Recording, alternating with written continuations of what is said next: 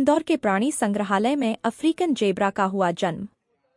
इंदौर के कमला नेहरू प्राणी संग्रहालय में रविवार रात को जेब्रा परिवार में नया सदस्य आया। करीब 5 माह पहले चिड़ियाघर में गुजरात के जामनगर से जेब्रा का जोड़ा लाया गया था।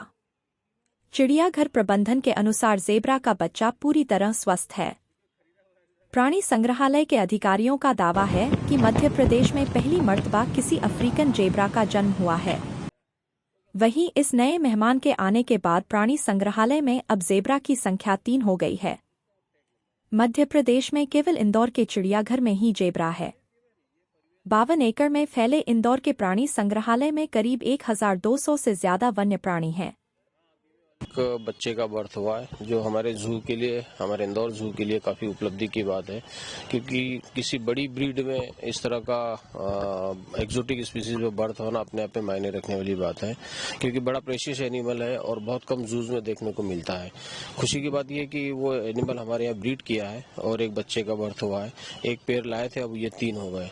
तो निश्चित रूप से जिस तरह से हम लोगों ने, हमारे स्टाफ ने जिस तरह उसकी केयरिंग करी थी और जिस तरह के रिजल्ट आए, वो कहीं न कहीं हमारे एनिमल एक्सचेंज प्रोग्राम में हमको और भी फायदे दिलाने वाली चीजें, कि हम लोग जब इनकी संख्या बढ़ेगी तो निश्चित रूप से इनको किसी और एक्सचेंज प्रोग्राम में देके कुछ नई स्पीसीज जिसकी हमारे दर्शकों को ज्यादा डिमांड रहती है, उनके हिसाब से फिर वो स्पीसीज का भी हम लोग समावेश करेंगे हमारे। देखिए, हमारे जो इंदौर में मध्य प्रदेश की अगर बात की जाए तो जो 3 जू है, तीनों जू में जिब्रा नहीं है, और दूसरे जू में भी कहीं जिब्रा है तो वो ब्रीड नहीं कर रहा है।